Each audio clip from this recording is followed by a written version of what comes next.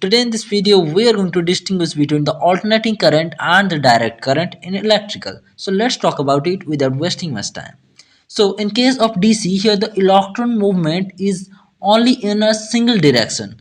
But in case of AC, the electrons periodically switch their directions, sometimes forward and sometimes backward.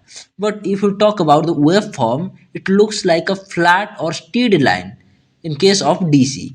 But in case of AC, it looks like a smooth sine wave oscillating between the positive and negative. And in DC, the main sources are batteries, solar cells, and fuel cells.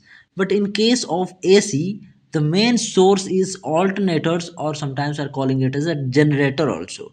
So now let's talk about the frequency. Here in case of DC has zero frequency because it has no cycles.